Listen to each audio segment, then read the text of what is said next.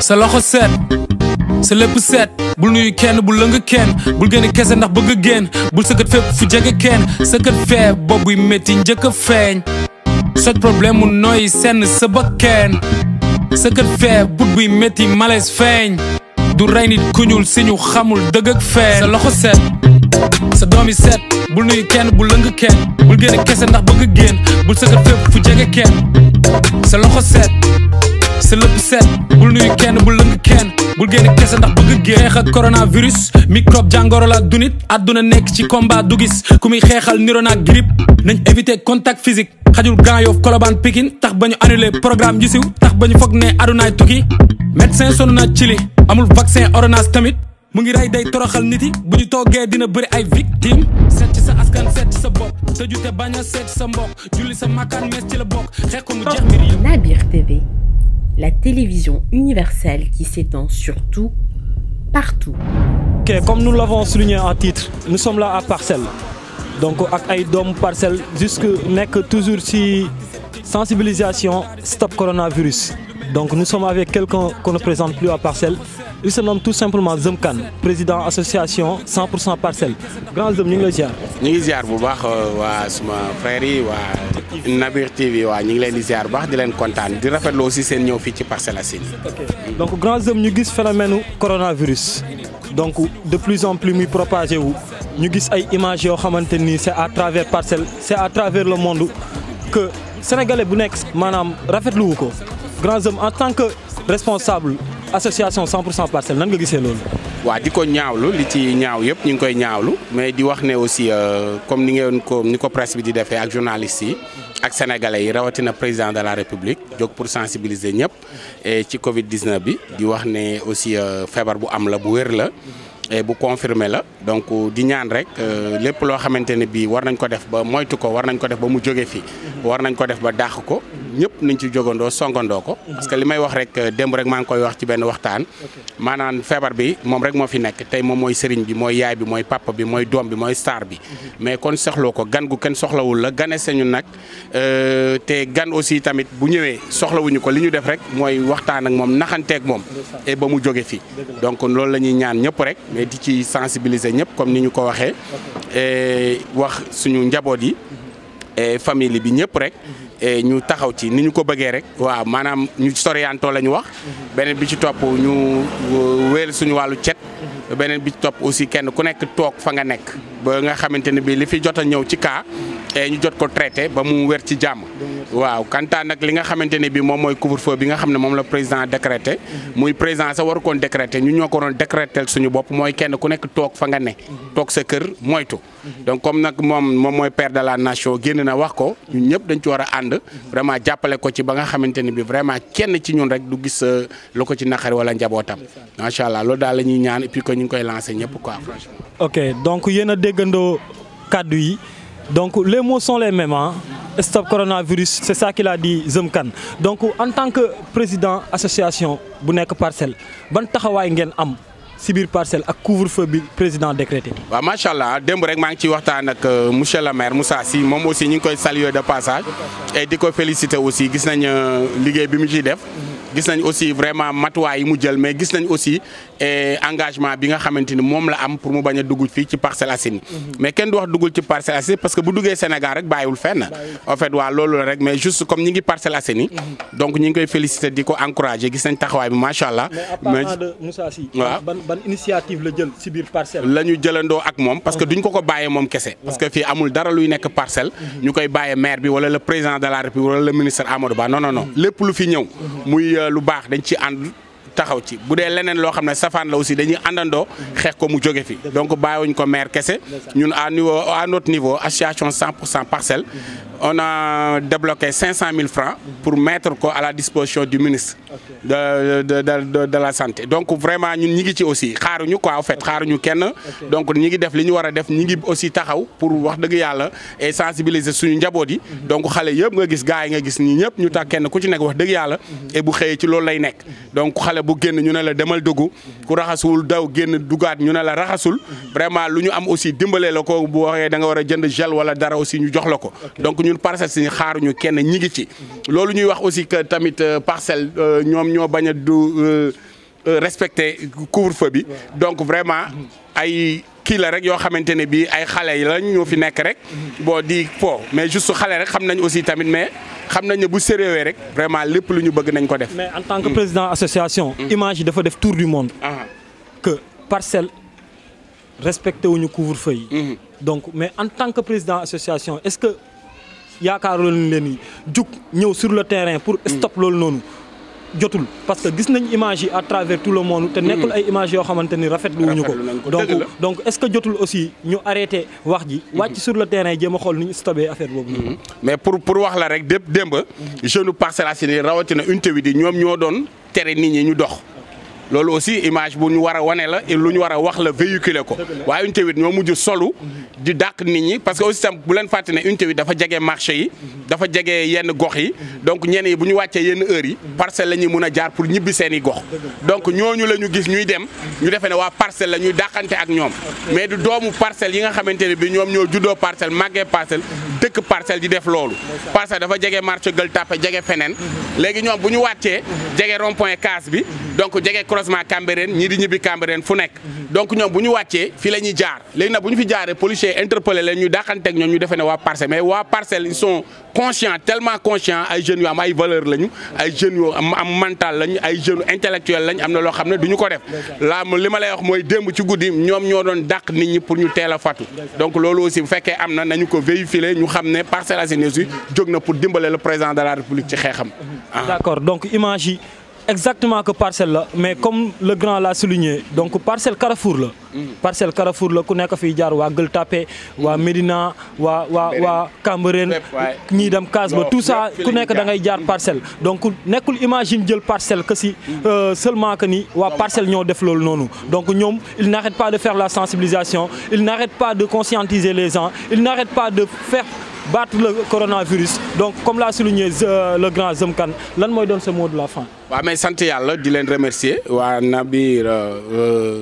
TV donc ñu ngi leen di remercier ay jeunes ngeen aussi que ñu nii rek la jeune mënal réewam donc boo tolloo ci liggéey nga liggéey mais solo tolloo ci def aussi nga def parce que ay jeunes ngeen kenn amagu ci 25 ans ne ngeen jël pour sensibiliser jël télévision bu toll nii boo xam ne vraiment adduna bi dañ koy seetaan ñu leen di féliciter di leen encourager waa di leen gërëm bu baax di leen ñaanal yàlla aussi yàlla protéger leen protéger famille bi yëpp ak biens yi ci barki yonent bi mais di ñaan aussi ko rek ñu respecter li nga xamante ne bii Covid 19 bi vraiment ñu ngi koy ñaan aussi mu sobe mu taxaw mais di ñaan aussi sénégalais yëpp ñu songandoo ko ci bu dee laajee doole ñu def ko mais bu laajee xel aussi ñu def ko ba yàlla dimbale ñu ci ba nga xamante ne daf yi gaaw a jógee ñu dellu suñu activité. Amin merci beaucoup donc les mots sont les mêmes donc déggee ko déggandoo ñun ñëpp donc grand Zemkane il a bien souligné en tant que président d'association donc merci encore pour conseil yi merci encore pour sensibilisation bi ñuy ñaan yàlla kaddu yi ñëpp dégg ko à travers le monde donc à côté nous avons un patriote aussi de Parcelles Mame Cheikh Ibrahima Fall donc Baye Fall bi ñu ngi lay ziar. delloo ziar. Baye Fall bi ñu gis couvre-feu yi président décrété à partir de 20h jusqu'à 6h du matin.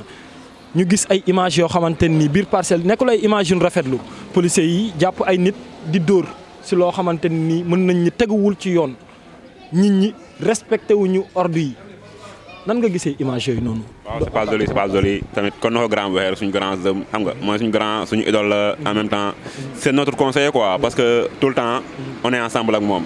je pense que il a tout dit daal yaakaar naa ni wax na lépp daal ñun daal on a intérêt à respecter. waaw lu ñu président wax daal xam nga kenn ku nekk toog fi nga nekk kenn ku nekk yam fi nga nekk parce que feebar bi ñun ñoo ko mën a xeex quoi kon boog dañuy dem def le tout pour vaincre feebar ensemble quoi. Oui. Merci beaucoup Mame Cheikh ñu ñaan yàlla nga def ñaan feebar bi gaaw jóge fi incha allahu rabbi jaajëf grand. sa loxo seet sa lépp seet bul nuyu kenn bul lëng kenn bul génne kese ndax bëgg génn bul sëkkat fépp fu jege kenn. Si chers internautes bien sûr de la chaîne Nabir TV nous sommes toujours à Parcelles. donc ku wax Parcelles wax banlieue ku wax Parcelles gis image yi nga xamante ni jot na fi am donc doomu Parcelles yi taxaw pour fight loolu noonu nous sommes avec un gars de Parcelles qu'on ne présente plus Alioune Badara ñu ngi lay ziar. ça va ñu delloo ziar bu baax a baax. yaa ngi am jàmm bu baax a baax. ñu ngi sant yàlla bu baax a baax kay. Alioune Badara ñu gis jàngoroy coronavirus bi ni mu commencé propager ci dëkk bi donc tey jii ñu toll ci presque 96 cas yoo xamante ni ils sont sous traitement donc Alioune Badara nan nga gisee mesures yi nga xamante ni état bi jël nañ ko à travers le monde. oui maa ngi nuyu képp na tur ak seen sant di leen ziar bu baax a baax waaw mesure bi bu chef de l'état jël waaw gars yi moom d'accord nañ ci bu baax a baax a baax a baax d'accord nañ ci bu baax a baax a baax ndax gis nañ à travers le monde Covid-19 nu mu ci propagé te ñun xam nañ ni amuñu matuwaay boo xam ne war nañ ko mën a stopper mais comme suñu chef de l'état nu mu jël mooy lan ñu jéem a def tout couvre-feu bi kenn ku ne resté chez soi ba entre 20h ba 6h du matin ñu respecté ko waaw loolu moom lu nice la te gis naa ni ñun comme boog ñun moom loolu noonu ñu ci sensibilité bu baax a baax a baax ak nit képp ku ñu xam ak ku ñu xamul ñu leen sensibiliser bu baax a baax pour ñu jéem a respecté loolu. ma Alioune Badara nañ ko ñemee wax Parcelles nekkul dëkkuwaay boo xamante ni tout est à l'ordre lépp a ngi fi ba jusqu'à ce que ku si nekk mën nga dugg sa kër d'une manière à ce que lépp yemb donc am na ñoo xamante ni dañuy génn dem lijjanti ji ko am na ñoo xamante ni amaana fu ñuy liggéey sori na balaa ñuy ñibbi si 20h jot et tout ça nan ngay conscientiser ñooñu d'une manière à ce que duñ am problème ak force de l'ordre. waaw loolu noonu pour man nit ñi. konte loolu ñu ne décret la quoi décret la te état moom waxam lu dul lan lu ñu wax c'est à exécuter te ne fait à exécuter lu ñu lañ exécuter léegi kon nit ñi kon képp koo xam ne da nga war a xëy xam nga heure boo war a xëy ak heure bi nga war a wàcc xam nga yow diggante bi nga war a nekk oto manqué na wala yow fi nga nekk oto day kii noo mën a def ba teel a wàcc boo ko defee peut-être 20h bi ñuy wax lu mu dee dina la fekk sa kër te Parcelles fii ñu dëkkee nii. comme ni nga ko waxee rek c'est un carrefour boo xoolee man vidéo yu gars yi wane fii ñu ne Parcelles la non nit ñi ñoo fiy jaar ñu def leen loolu gars yi vidéo ko mais Parcelles fii 20h bu jotee fii kenn du fi nekk man fii sama place la fii suñ kër la fii nii tali bi nii kenn du fi nekk te kenn du génn amul kenn kuy génn fii ñun fii la ñuy taxaw suñ kaw di séntu mais amul kenn laa la wax nii koo xam ne dina nit koo xam ne Parcelles la dëkk wala nangam fii policiers yi ñu fiy taxaw nii wala naam doo gis benn waa Parcelles ñu jàpp ko fii ñu ne la kii diw doomu diw la wala fii la dëkk amul carrefour la nit ñi fiy jaara ñooñu ñoo war a conscient ka xam ni 20h la ñu wax 20h ku mu munti fekk na la fekk sa biir kër nga yegg toog boo wàccul nga jéem a def tout ba teel a wàcc waaw ndax fii moom ni ñuy wax ni jeunes Parcelles yi dañoo inconscient wala nangam non ils sont conscients ay nit ñu am valeur la ay nit yu mature lañ te xam nañu baax ku ñu doon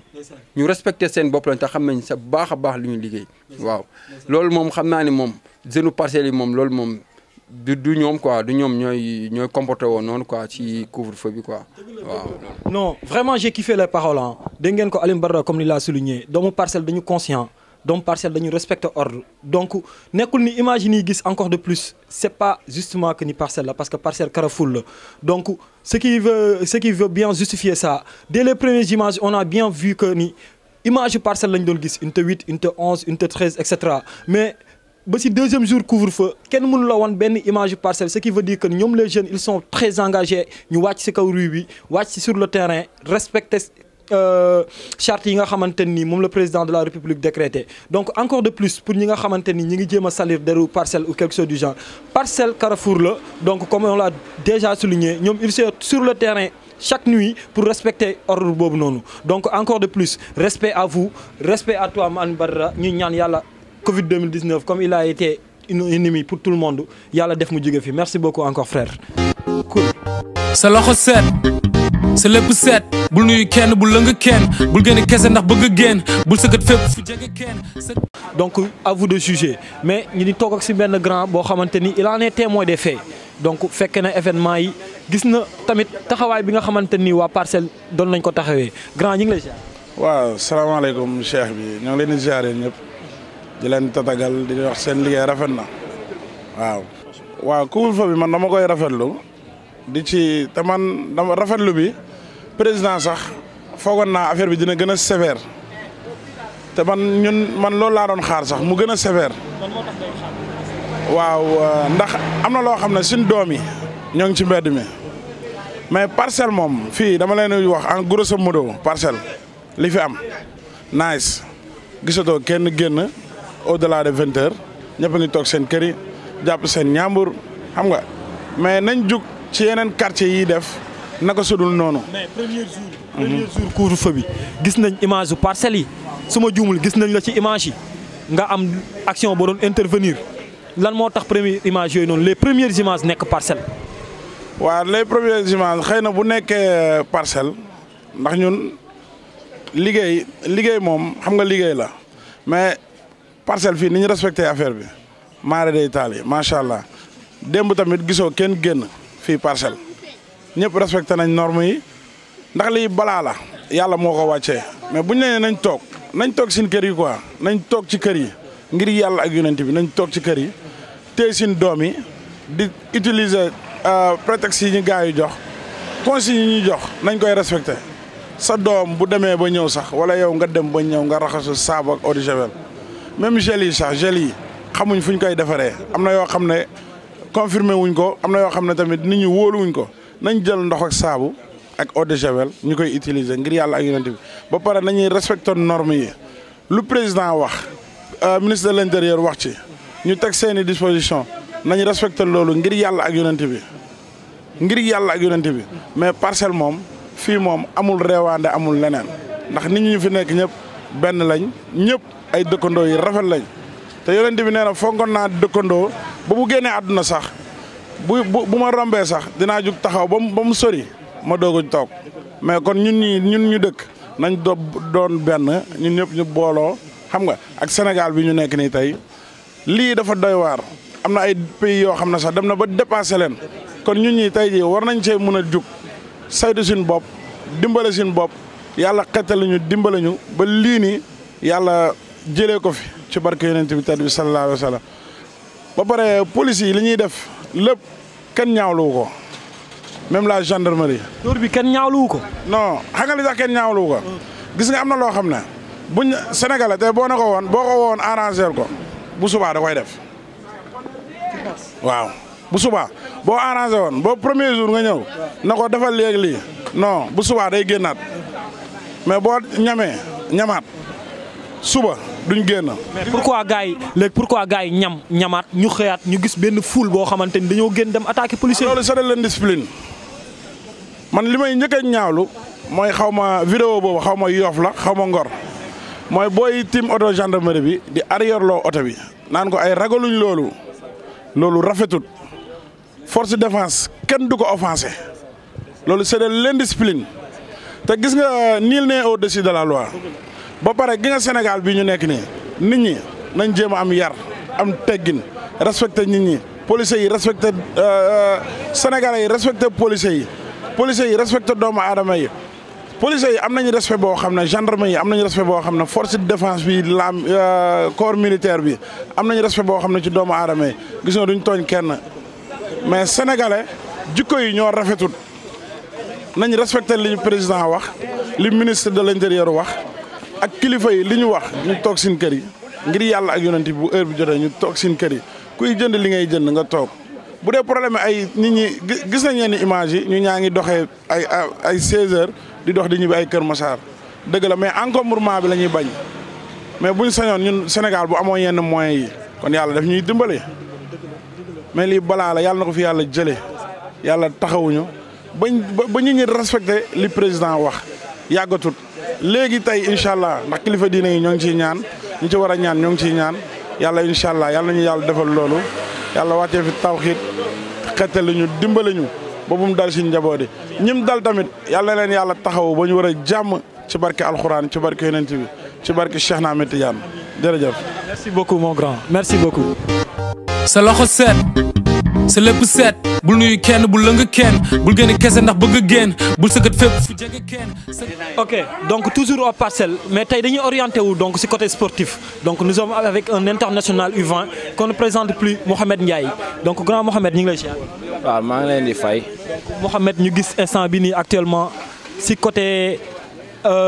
sport si côté culture lépp a taxaw. donc li ko waral mooy benn ennemi boo xamante ni ñu gis gars yëpp di co xeex donc lan moo tax gars yi nanguñu appliquer règle yi surtout ici à Parcelles. waaw lu ma ci mën a wax mooy déjà lu la bett mën la quoi ins bi affaire mën naa ne daf ñoo bett mais léegi bett nañu am nañ ay njiit suñu njiitu réew waaw tegal nañ ñu ay charte yoo xam ne buñ ko defee waaw dinañ si muslu quoi mooy rester chez vous bi jox ñu ay matuwaay yoo xam ne buñ ko defee dinañ ci génn mooy ñuy raxas loxo yi tout le temps xam nga ba ki éviter nuyoo yi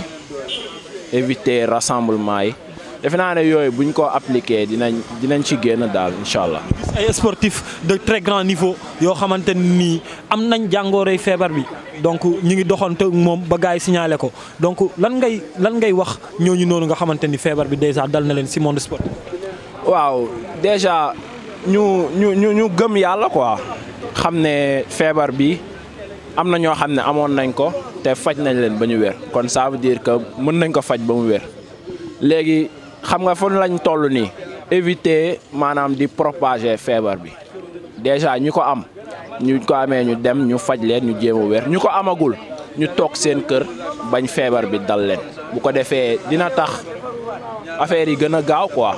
de ce fait bu propagé wul rek suñu avantage la quoi waaw. d'accord léegi ñu gis Mouhamed ba tey si côté vidéo yi nga xamante ni mi ngi daw ay jeunes yoo xamante ni ñi ngi dajaloo dem si terrain yi di football ba police di ñëw di tas événement yooyu noonu lan ngay sensibiliser sa moroomu seen yooyu noonu. waaw déjà man maa ngi koy ñaawlu quoi en tant que jeune en tant que sportif maa ngi koy ñaawlu bu baax a baax parce que defe naa ne xale moom buñ ko waxee dégg-dégg ak respect ak discipline lañu war a njëkk a fekk ci yow xale bu ndaw suñu la nee bul def lii bul defal lii nga def nee nañ ñu 20h bu mu fekk kenn si mbedd bi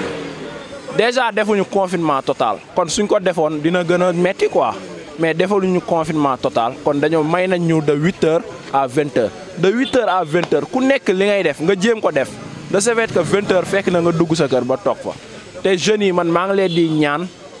di leen ñaan bu baax a baax ñu respecté suñuy kilifa lu ñu wax quoi loolu ñaaw na trop maanaam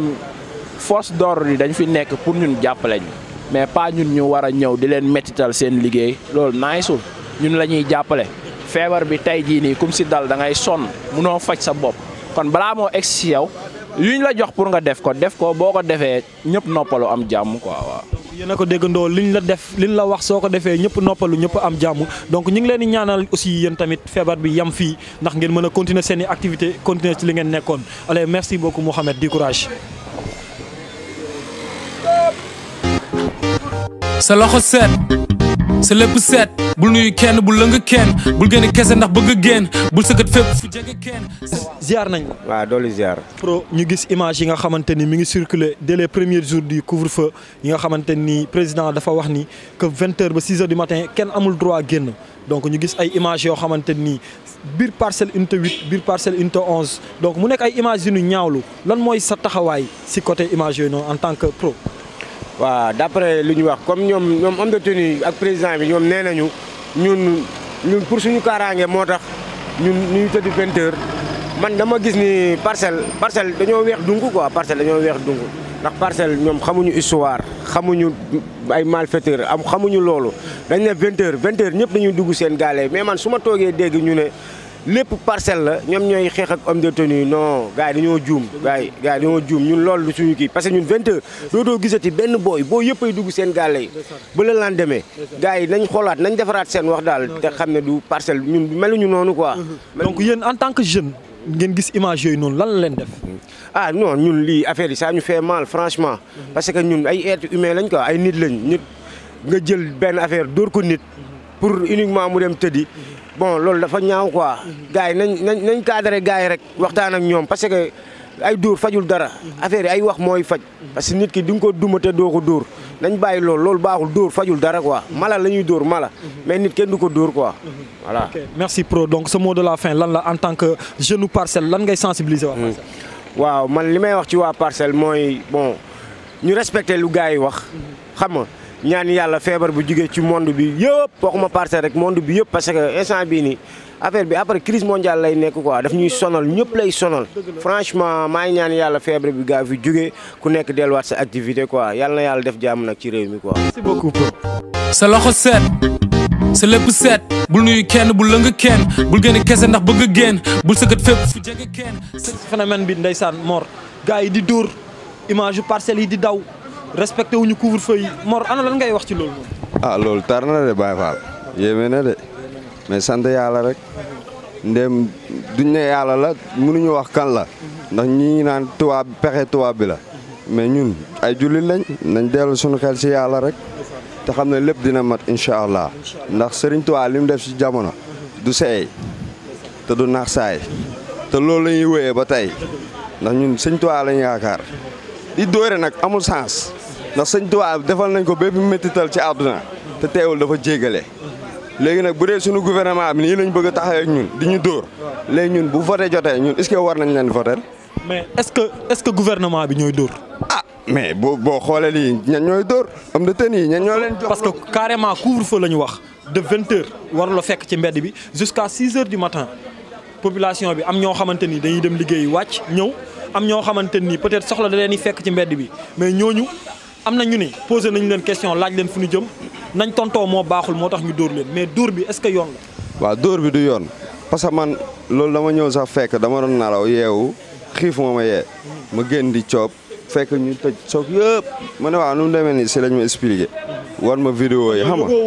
non yëgu ma ko nii plein air laa ko déggee nii rek fekk bu yàlla def may dallu yàlla ama teel a fatuloo ma fatu di dallu yeewu ay 20h bi ma yeewoo gis affaire bi demee noonu après man si laa fatuwaat man du ma génn xalaatuma ko sax parce que xam naa sama bopp boo ma dóoree damay bañ mu demee neneen moo tax damay fatu comme nee nañ ñu fatu feebar bi ñun ñëpp lañ bëgg ñu mucc léegi nag man maay wax waa Sénégal yëpp nañ fatu yàlla musal ñu si tawat bii te gëm naa ne bu ñu fatoo dinañ ci musal tamit ñun defuñu loo xam ne war na demee jamono ji nag tar na métti na balaa bu ne ngay gis parce que nit ñi ñoo war a régler yam delloo seen xel si yàlla ndax amuñu leneen lu dul suñu borom moo ñu fi sàkk pour ñu jaamu ko mais buñ ko jaamuwul nag moo waral yenn tawati sew yi di am ak noonu sant yàlla rek nañ jël lépp jox ko ku tedd ki daal Cheikh Ahmadou Bamba Xaadimu sa loxo set sa lépp set bul nuyu kenn bul lëng kenn bul génn kese ndax bëgg génn bul sëkkat fépp. da ngay noppi. Sénégal dañoo war a yaru lii am na nañ toog suñuy kër bu ko defee feebar bi mën fee jeex tàkk waaw dañuy wax lii wax 20h nag ñëpp dugg seen kër ku liggéey di ba 20h li ngay liggéey amul na nga dem toogi sa kër da xam ni jeex na. ku liggéey di wàcc amoo oto nag. ku liggéey di wàcc amoo oto fa ngay liggéeyee nga teel a wàcc bu mais buñ la wàccee nga wàcc nga buñ la dàq nga dem porte plainte. xam nga ni njaboot moo ñu jiite démb lii nañ ci. mais loolu état moo si war a wax. mais état waxu ci. mais lu mu wax mooy na ñëpp ci dugg seen kër de 20h à 6h. mais décision yi jël di jël la nee na léegi 9h 15h. 9h Macky Sall nee 9h 15h. la ñuy liggéey nit ñi wàcc. yaa ngi dégg gis nga gannaaw man menuisier laa démb 500 francs laa yóbbu sama kër. am njaboot mais man sama yaram bi moo ma gënal li ma am sa àdduna sama jabar laa woon ni ko moi ma ne ko man maa ngi wàcc kenn du ma rey 5h pile laa wàcc sama kër gi nii si yaa ngi dégg nit da ngay am personnalité sa bopp am fulla ak fayda nit ñi li ñuy def lañ tegul fenn gis nga nu ñu koy waxee policier ak gendarme ak militaire duñu moromi kenn ñooñu yor yaa ngi dégg gis nga nit ñi dañ bàyyi ñu mel ñun ma suñu bopp lañu ko waxee ñun dañoo xamadi dañoo war a yaru Rwanda ne dégg naa rey na fa ñaar nit démb si lan ay ñun nit ñu génnati couvre-feu am ñu génn ñu rey leen fu mujj fenn la dul mujj kuñ fi rey yaay perte toog leen seen kër yi. kon pour yow actuellement ak sabotage bi gars yi nekkee nii ak sabotage bi gars yi ne parce que dem gis nañ image yi du ma tudd benn koñ mais gis nañ image yi. mais ay caméra rek yëpp. gis nga boo yooyu dañuy yebaatee am na loo xam ne du fo nii da ngay wax li ngay wax dëgg te yàlla tax nañ respecté suñu bopp te xam ne lii feebar la boo xamante ni du ay caaxaan du ay fo. ñun amuñu moyen si amay dégg bu baax la wala gis nga lii buñ ko commencé dee ñun ñëpp ay dee yaa ngi dégg buñ ko commencé dee ñun ñëpp ay dee te dee ku ne xam ne dee la dañ bàyyi suñu caaxaan yi te gëm liñ ñu wax respect suñu bopp loolu mooy wax ji dañ bàyyi bu président waxee ku nekk naan nañu day xaar sëriñam wax loolu moo dul yoon président bu waxee mooy président nan nañ déglu li mu wax waaye président wax ku nekk di xaar sëñ bee wax wala sëñ sàngam nangam wax loolu moo dul yoon nañu leen suñu bopp sa waay. mais Thierno Sora mais doo gis naa la léegi nga taxaw Thierno Sora lan ngeen doon wax exactement c'est quoi. non Thierno duñu doon maam affaire dóore yi la doon wax dooy wax naan ñu bàyyi dóore yi. ñu bàyyi dóore yi la ma ne ko sénégalais déggul wax dóor la xam. mais on se dit la vérité imaginons gis nañ benn femme boo xamante ni gars yi 3 policiers dañ ko jàpp di ko dóor on sait pas si la femme était en état xamuñu. ki ñu kar dàq ji ko ba koy dóor muy daw xamuñu fan la jógee on sait pas ba xam famille am dañoo tombé malade taximan bi ñu jàpp di ko dóor xamuñu ba xam si ginnaaw dafa am malade bu mu yàpp on sait jamais est-ce que ñëw rek dóor bi yoon la. mais xam nga nit du ñëw rek dóor am na loo xam ne da koy laaj ñu nekkoon sur le terrain ñoom ñoo gën a mën a wax tontu si loolu noonu en général man si sama gis-gis ñu dóor comme ku jigéen kooku noonu li mu tontu tax xaw ma nag lu mu tontu mais boo laajoon sur le terrain li mu tontu tax parce que am na ñoo xam ne man tam gis naa ñoo xam ne dañ leen arrêté mais dañ leen bàyyi ñu dem du dëgg parce que ku ñu dóor rek li nga tontu tax mais tam saa waay gis nga lii nii defal ñu ko Macky Sall defal ñu ko militaire policiers yi ku nekk sa bopp lañ ko defal parce que feer bu gënee garaaw fii ñëpp ay faatu te dañoo may ba 20h nit loo mën a lijjanti ba 20h jot nga mën a fatu man xoolal sama place a ngi nii amoo 6 ans ñibbi 5h laa wàcc ba may wàcc jaayu ma dara journée te damay fay location mais da nga xam ne am loo xam ne da nga koy def parce que dafa dañoo toll foofu nous sommes en temps de guerre lii bu doon jamono njëkk guerre la guerre yow ñu may la ba 20h nga mën a ñibbi tamit saa waay dóor bi yoon la barki démb dañoo dóoree démb ñi ñuy kaas naan loo ñuy dóoree démb loo gis démb nga gis ay jeunes ay 30 jeunes di dàqante policiers yi di teg ay ataaya teg kii léegi loolu pour lan la parce que dóor lañ xam foog ñuy dóoree. foog yow gis nga ni gars yi dañoo war di dóor. bu ñu waxee dégg ñu dóor. les images de Parcelles lan nga mën ñu wax si loolu c'est quoi c'est de l'indiscipline wala gars yi image yi ñuy gis Parcelles lan la indiscipline la wala gars yi dañu respecté wul Parcelles wala maanaam nekkul ay nitu Parcelles ñoo doon def loolu parce que ñun on comprend pas. non xam nga Parcelles tamit moom Parcelles dafa nekk dëkkuwaay yoo xam ne Carrefour la yoon ku ne da ngay jógee jaar Parcelles parce que boo jógee Dakar di ñibbi yenn koñ mi nga jaar Parcelles boo jógee Dakar wala nga jógee fenn dem fenn di ngay jaar Parcelles yu su bëri nag man yi ma gis du waa Parcelles mais xam nga Parcelles yoon la ku ne fay jaar mais nag am na yoo xam ne moom indiscipline totale parce que bu ñu nee 20h na ñëpp fatu booy looy def ba 16h déjà am na problème oto bu ñu waxee dëgg oto am na problème oto parce que oto bu doon jël 5 bu jëlee ñaar day am problème oto yi motul léegi nag yow da ngay calculer sa temps heure oto yi ngay jël embouteillage ak loolu yëpp bu doon wàcc 6h nga wàcc 4h man maa ngi ne amoo 6 heures 4h 16h damay wàcc parce que naa xalaat njëkkante oto bi mën naa fa def 1 heure de temps diggante mën naa fa def 1 heure de temps su ma wàccee dox yeeg sama gaal mën naa def 30 minutes loolu dama koy calculer waaw te sa wér mais xam nga Sénégal dafa mën a mocc di xaar ma xaar tuuti léegi benn client ñëw xaar ma xaar léegi ba heure fekk la fi ñu duma la ñun ñëpp dañuy jaay ñun secteur informel lañ ne ñun ñëpp man mi waxee maa ngi nii sama place zaire ba ngi nii damay fay location damay dund damay paas may fi mais bu heure jotee damay ñibbi parce que lii fu ñu toll jamono ñu toll moo ko laaj ban message ngay sensibiliser en tant que jeune say moroom jeune ban message nga waaw message bi sensibiliser moom mooy ñu respecté matuwaay yu ministère de la santé wax ñu mayante ay mètres distance di raxas loxo yi xamul wax di bañ a xam nga mooy loolu daal respecté heure couvre-feu bi bi nga ko defee lii dañuy delluwaat ci li ñu newoon lii benn affaire la buy jàll rek mais lu tax ñuy teel a jël précaution yi bañ a dal ay Italie dal ñu Italie li ko dal bu ñu dalee kenn waxatu ko moo tax ñu jël mais lii ñuy jàllaat lii après affaire bi benn affaire bi pass benn phénomène la bu xewoon day jàllaat waaw na ku nekk delloo sa xel respecté lu ñu wax après ñu nekkaat ci leneen quoi. sa loxo set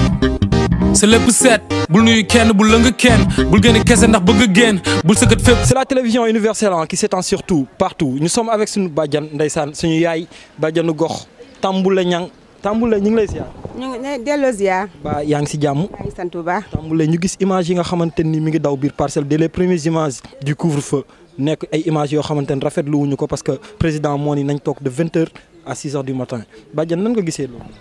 di ko ñaawlu rek ndax scène bi ñuy gis fii daal keroog jour bi moom wax dëgg yàlla rafetlu wuñ ko ndax bu dee homme de loi la. am na foo xamante ni fa la war a yem ndax nit ku ñuul moom dafa ragal homme de loi bi nga xamante ni il suffit que mu gis ko rek lu mu ko wax da koy def waaw mais dóor bi moom wax dëgg yàlla rafetewuñ ko dara wax dëgg yàlla rafetewuñ ko te xale yu góor yi aussi tamit gis nañ ci ñoom dëgër bopp bi nga xamante ni ndaxte même bu fekkee ne yow comprendre nga bu baax yow message bi ñu la jox mais il faut di nga ñëw xam nga découvrir lan mooy xam ci lan mooy xew ci tali bi waaw ba waral daal li amoon keroog daal wax dëgg yàlla ñun de rafetewuñ ko benn yoon rafetewuñ ko suñu yaay en tant que bàjjanu gox yan initiative ngeen pare pour jël ko biir Parcelles loo xamante ni amaana moyen moo leen téye wala leneen ak leneen moo leen téye yan initiative ngeen am. waaw ñun bàjjanu gox lañu ñun ci yoon ñun waroon nañoo am moyen yu nga xamante ni dañ koy am di ko jox suñu mbokku dëkkandoo yi lu mel ni comme nii gis nga ko def naa sama sio sama saabu ak sama eau de javel pour nga xamante ni képp kuy dugg ci kër gi rek di nga mën a raxas sa loxo ba mu set waaw mën a génn mën a dugg ci kër gi sooy booy génn tamit aussi nga def la même chose mais nag ñun tamit waroon nañoo am moyen yi nga xamante ni daañu xool néew di doole yi ci koñ bi ñu mën leen a jox ci yooyu bàjjanu gox ba léegi nii recevoir leen dara ci maire bi wala ci kenn koo xamante ni autorité la bu dëkk Parcelles. si ndaxte ñun suñu poste de santé commune kii RAFPA réseau des des femmes réseau des associations des femmes des Parcelles Assainies ñëw na barki démb suñu poste de santé indil ñu fa madar javel ak savon waaw maire aussi moom it mi ngi waajal loo xamante ni tamit pour population bi la mi ngi waajal ay bërigo yoo xamante ni def na ci robinet yoo xamante ni bii mooy def ndox mi bii nga yer xasoo wax dëgg yàlla lépp def na ko ci commune bi pour jox ko poste de santé yi ak ñi nga xamante ni ñooy marché yi ak néew ji doole yi loolu tamit mi ngi ci yoon bi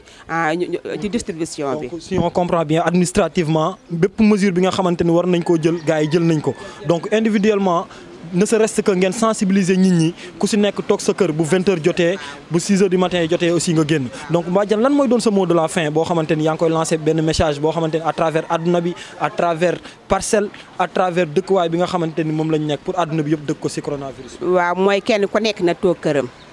loolu lañu santaane hygiène bi nga xamante ni moom moo war tamit ne ko kenn ku nekk def na kenn ku nekk jël say matukaay ba nga xamante ni yow sa bopp ngay sàmm ak sa njaboot waaw kenn ku nekk daal bu jëlee sa matukaay jàmm rek la ñuy am te ñaan suñu borom yemale ko fii ci jàmm ak salaam ñi nga xamante ni ñoo ko am suñu borom saafaral leen ñi nga xamante ni amaguñ ko suñu borom bañ leen koo jox te mu yem fii fa faaw loolu daal la ñuy ñaan Sénégal di ko ñaanal suñu bopp di ko ñaanal ndeysaan all right les mots sont les mêmes yéen a ko déggandoo boobu ba tey kaddu yi mi ngi rafet macha allah suñu Badiane on l'avait promis on va le faire en feu dañuy dugg si biir xool gars yëpp xool ku si nekk nan nga toogee ci coronavirus bi ban matuwaay nga jël donc nañ xuus dem ba tey ça va faire du feu les gars. sa loxo set sa lépp set bul nuyu kenn bul lëng kenn bul génn kese ndax bëgg génn bul sëkkat fépp. ok ces internautes donc nous sommes toujours dans la scène avec un conseiller suñu papa donc qu'on va plus le présenter ici à Parcelles donc papa Oussou ñu ngi lay ziar. waaw maa ngi leen di fay. yaa ngi si jàmm. waaw ñu ngi leen di ziar bu baax ñu ngi si jàmm alhamdulilah. donc ñu gis jàngoroy coronavirus ni muy propagé dans le monde entier donc le président de la république jël ay dogal yi nga xamante ni bokk na si couvre-feu de 20h à 6h du matin donc ñu gis dès les premières images ay images yu Parcelles venant d'unité 8 unité 11 donc Parcelles dañu respecté wul mesures yooyu noonu wala lan la. waaw vraiment nekk na ay images yoo xamante ni ñëpp la soke rawatina ku dëkk Parcelles parce que nekkul image boo xamante ni dafay rafetal maanaam deru Parcelles mais Parcelles nit ñu correct ñoo fi nekk et puis ñu respecter quand même seen bopp ñoo fi nekk dëgg la seulement sensibiliser tamit nit. dafa xaw a baax mais un bon jour nga jóg rek ne tey kenn bu mu génn am na ñu ko xam am na ñu ko xamul mais bi ko nit ñi xamee ñoom seen bopp xam nañ ne réellement toog seen biir kër moom mooy li leen war ñu def ko ni nga xamante ni moom moo leen waree waaw parce que man je me suis dit que buñ ko xamul woon du demee nii waaw mais li manque de communication moom moo indi bii problème waaw manque de communication kese man laa ko teg mais nekkul ñàkk a respecté maanaam nit wala ñàkk a respecté sa bopp moom moo tax ñu defee noonu waaw mais bi nit ñi jàppee dóor ñi jàpp ñi le lendemain tu ñëpp tëdd nañ à l'heure nekk seen biir kër nekk ci seen jàmm man je me suis dit que c'est ça quoi. donc man j'ai une information qui dit que ni vraiment couvre-feu on l'avait eu en 88. ouais donc 88 boo xoolee c'est quelque chose boo xamante ni sori na. génération bi fi nekk nii venant de 93. ñu bari fekkewuñu loolu xamuñu couvre-feu donc côté communication. waaw ñu voilà c'est pour cela mu ne ni ñoom il fallait que ñu sensibiliser nit ñi. pour ñu xam réellement lan mooy couvre-feu telle heure lan la wax dañuy bu kenn génn heure bi bu jotee ku nekk na des fa nga xamante ni fa nga nekk même bu fekkente ni da nga génnoon waratoo doxaat di génn feneen fanaan fa même s'il faut nga fanaan fa way mais bi di génn naan par force foog ma dem sama kër taseeg police mu def la loo xamante ni warula ko woon def bu boobaa yaa ko teg sa bopp voilà.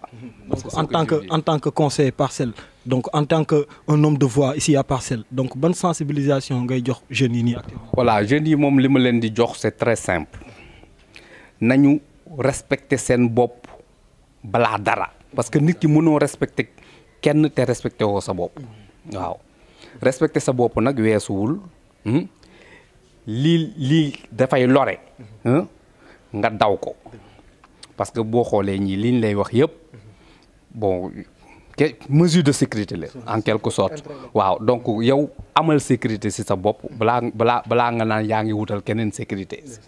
donc respecter sa bopp respecter loi yi nga xamante ni moom la fi nguur bi teg et puis moom mooy bëgg sa bopp c'est ce que je vois. Donc merci, c'était avec un papa qu'on ne présente plus ici à Parcelles, donc Papa Oussou. Donc dégg nañ kàddu yi ça reste les mêmes, la sensibilisation. Donc ne serait-ce que ce scotché, ça se passe ici sur la Nabir TV. sa loxo set sa lépp set bul nuyu kenn bul lëng kenn bul génn kese ndax bëgg a génn bul sëkkat fépp fu jege kenn sëkkat fee boobuy métti njëkk a feeñ sot problème mu nooy senn sa bakkan sëkkat fee but buy métti malaise feeñ du rey nit ku ñuul si ñu xamul dëgg ak feeñ sa loxo set sa doom yi set bul nuyu kenn bul lëng kenn bul génn kese ndax bëgg a génn bul sëkkat fépp fu jege kenn sa loxo set sa lépp set bul nuyu kenn bul lëng kenn bul génn kese ndax bëgg génn xeex ak coronavirus microbe jàngoro la du nit àdduna nekk ci combat du gis ku muy xeexal niro naag grippe nañ éviter contact physique xajul Grand Yoff Colobane Pikine tax ba ñu annulé programme yu siw tax ba ñu foog ne adunaay tukki médecin sonn na ci li amul vaccin ordonnance tamit mu ngi rey day toroxal nit yi bu ñu toogee dina bëri ay victime seet ci sa askan seet ci sa bopp tëju te bañ a seet ci sa mbokk julli sa makkaan mees ci la bokk xeex ko mu jeex mbir yi. Nabir TV, la télévision universelle qui s'étend sur tout, partout.